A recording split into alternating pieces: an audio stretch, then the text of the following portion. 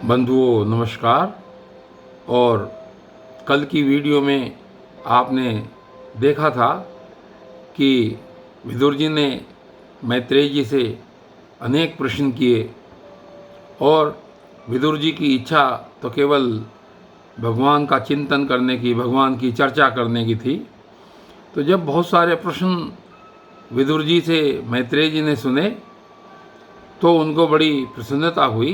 और उसके बाद आज आगे की इस वीडियो में मैत्रेय जी विदुर जी से कहते हैं कि विदुर जी, आप तो बहुत ही ज़्यादा भगवान में चिंतन करने वाले हैं और भगवत भक्तों में आप बहुत ही प्रधान हैं और आप तो हमेशा भगवत विषयों पर चर्चा करने की इच्छा रखते हैं और आपको पाकर के मैं भी धन्य हो गया हूँ। और उन्होंने कहा कि मैं अब उस भगवत चर्चा को आपके सामने कर रहा हूँ, उस श्रीमद् भागवत को सुना रहा हूँ कि जिसको सुन कर के जो विषय सुख की लालसा वाले ऐसे लोग हैं जिनकी दुख निवृत्ति बहुत ही कठिन है, लेकिन श्रीमद् भागवत पुराण सुनकर उनके भी दुख दूर हो जाते हैं। और ये जो मैं सुना रहा हूँ आपको भागवत पुराण, ये संकर्षण भगवान ने सनकादि ऋषियों को सुनाया था। और आगे कहते हैं कि अखंड ज्ञान संपन्न जो आदिदेव भगवान संकर्षण पाताल लोक में जिस समय विराजमान थे, आज यहाँ पर इस अध्याय में ब्रह्मा जी की उत्पत्ति कैसे हुई ये बताया जा रहा है श्रीमद् भागवत में कि अखंड ज्ञान संपन्न आदिदेव भगवान संकर्षण पाताल लोक में विराजमान थे। तो सुनत कुमार आदि ऋषियों ने परम पुरुषोत्तम ब्रह्म का तत्व जानने के लिए उनसे प्रश्न किया। उस समय शेष जी अपने आश्रय स्वरूप उन परमात्मा की मानसिक पूजा कर रहे थे जिनका वेद वासुदेव के नाम से निरूपण करते हैं। उनके कमल कोश शरीर के नेत्र बंद थे।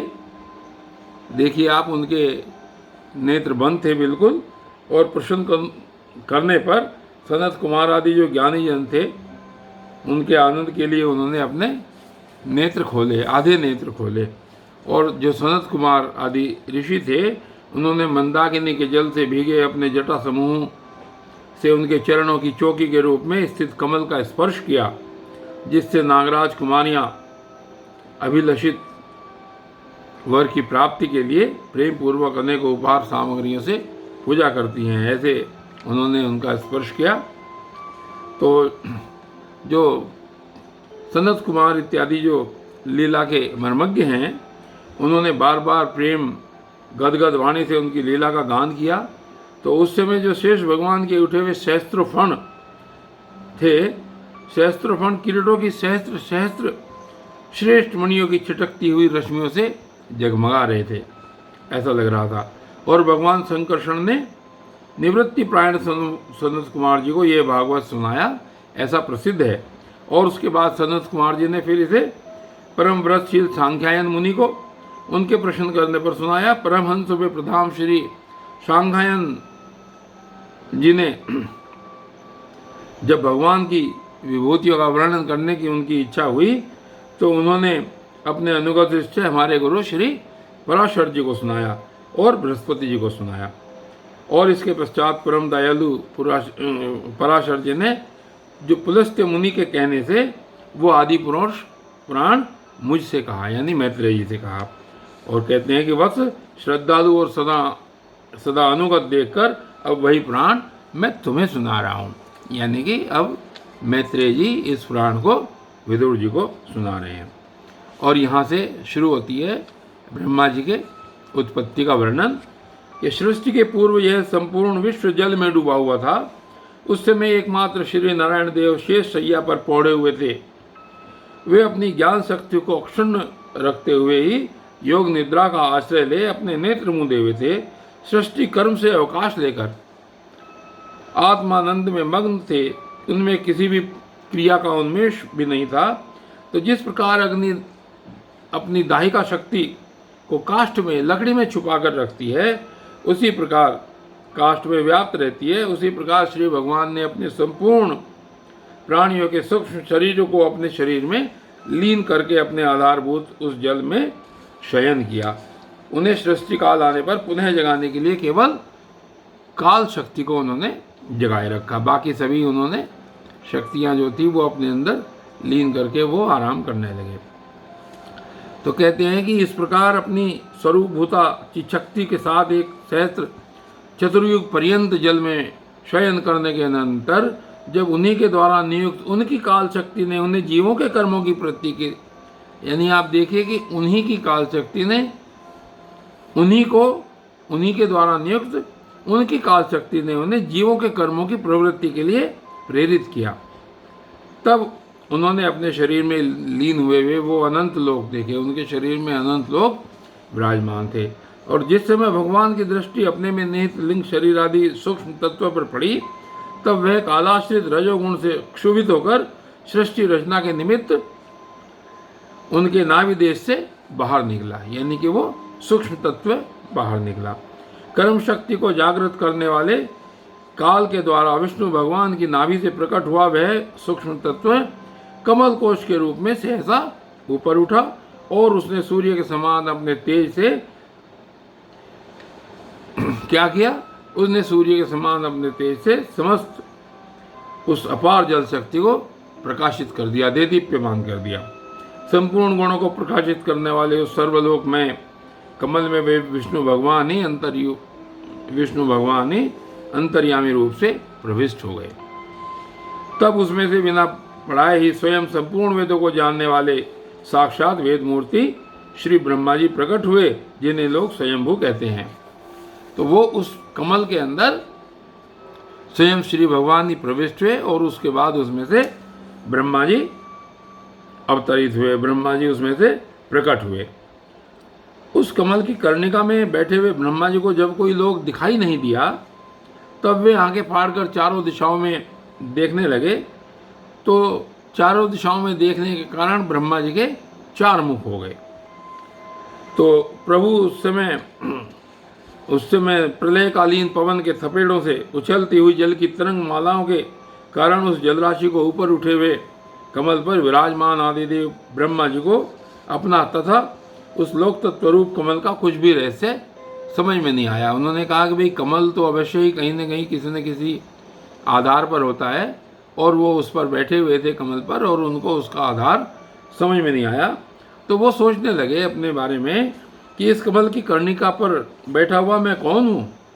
यह कमल भी बिना किसी अन्य आधार के कहाँ से उत्पन्न हो गया? इसके नीचे अवश्य ऐसी कोई वस्तु होनी चाहिए जिसके आधार पर यह स्थित है। तो ऐसा सोचकर वे उस कमल की नाल के सूक्ष्म छिद्रों में से होकर उस जल में घुसे, किंतु उस नाल के आधार को खोजते खोजते नाभि देश के समीप पहुंच जाने पर भी वे उसे पा न सके।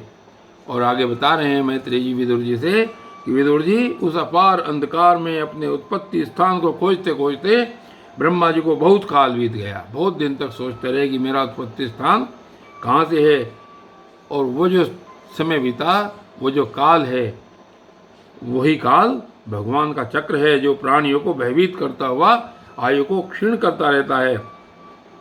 अंत में जब उनका मनोरथ विफल हो गया, वो नहीं पा सके उसके आधार को, तो वहाँ से लौट आए और पुनः आधारभूत कमल पर बैठकर धीरे धीरे प्राणवायु को जीतकर चित्त को संकल्प किया और समाधि में स्थित हो गए। उसके बाद इस प्रकार पुरुष की पूर्ण आयु के बराबर काल तक, यानी कि लगभग 100 वर्षों तक वो अच्छी तरह योगाभ्यास करने पर ब्रह्मा जी को ज्ञान प्राप्त हुआ। तब उन्होंने अपने उस अधिष्ठान को, जिसे वे पहले खोजने पर भी नहीं देख पाए थे, अपने ही अंतःकरण में प्रकाशित होते हुए देखा। और उन्होंने देखा कि उस प्रलयकालीन जल में शेष जी के कमलनाल सदृश गौर और विशाल विग्रह की शैया पर पुरुषोत्तम भगवान अकेले ही लेटे हुए हैं।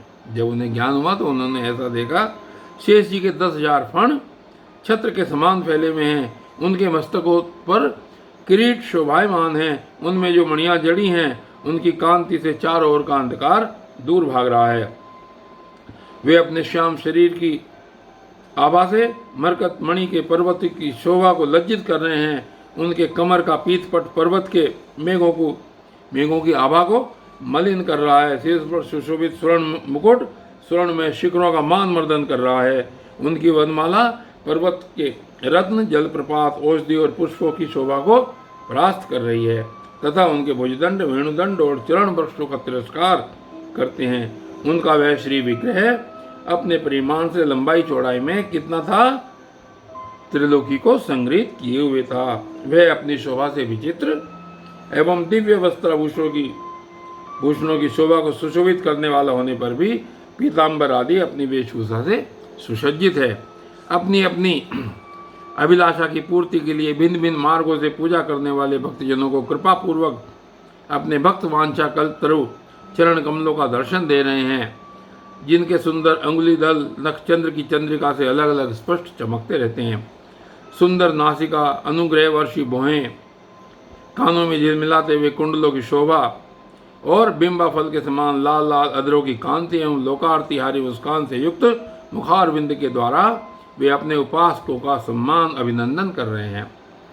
वत्स, उनके नितंब देश में कुदुम्ब कुसुम की केशर के समान पीत वस्त्र और सुवर्णमयी मेखला सुशोभित है तथा वक्षस्थल में अमूल्य हार और सुनहरी रेखा वाले श्रीवत्स चिन्ह की अपूर्व शोभा हो रही है। वे अव्यक्त मूल चंदन वृक्ष के समान हैं, महामूल्य केयूर और उत्तम उत्तम मणियों से सुशोभित। उनके विशाल भुजदंड ही मानो उनकी सहस्र शाखाएं हैं और चंदन के वृक्षों में जैसे बड़े बड़े सांप लिपटे रहते हैं, उसी प्रकार उनके कंधों को शेष जी के फणों ने लपेट रखा है। वे नागराज अनंत के बंधु श्री नारायण ऐसे जान पड़ते हैं मानो कोई जल से गिरे हुए पर्वतराज हों। पर्वत पर जैसे अनेकों जीव रहते हैं, उसी प्रकार वे संपूर्ण चराचर के आश्रय हैं। शेष जी के फणों पर जो सहस्त्र मुकुट हैं, वे ही मानो उस पर्वत के स्वर्ण मंडित शिखर हैं तथा वक्षस्थल में विराजमान कौस्तुभ मणि शिखर हैं तथा वक्षस्थल में विराजमान कौस्तुभ मणि उनके गर्भ से प्रकट हुआ रत्न है। प्रभु के गले में वेद रूप भौरों से गुंजायमान अपनी कीर्तिमयी वनमाला विराज रही है। सूर्य, चंद्र, वायु और अग्नि आदि देवताओं की भी आप तक पहुँच नहीं है और त्रिभुवन में बेरोक टोक विचरण करने वाले सुदर्शन चक्रादि आयुध भी प्रभु के आसपास ही घूमते रहते हैं। उनके लिए आप अत्यंत दुर्लभ हैं। तब विश्व रचना की इच्छा से लोक विधाता ब्रह्मा जी ने भगवान के नाभि सरोवर से प्रकट हुआ वह कमल, जल, आकाश, वायु और अपना शरीर, केवल ये 5 पदार्थ ही देखे। उन्होंने क्या क्या देखा? कमल, जल, आकाश, वायु और अपना शरीर, और इसके सिवा उन्हें कुछ भी दिखाई नहीं दिया। तो रजोगुण से व्याप्त ब्रह्मा जी प्रजा की रचना करना चाहते थे, जैसा कि पहले भी आ चुका है। तो जब उन्होंने सृष्टि के कारण रूप केवल ये 5 ही पदार्थ देखे, तब लोक रचना के लिए उत्सुक होने के कारण वे अचिंत्य गति श्री हरि में चित्त लगाकर उन परम पूजनीय प्रभु की स्तुति करने लगे। और आज यहाँ पर ये तृतीय स्कंद का 8वां अध्याय समाप्त हो रहा है और कल की वीडियो में आगे क्या होता है तब देखेंगे। तब तक के लिए धन्यवाद।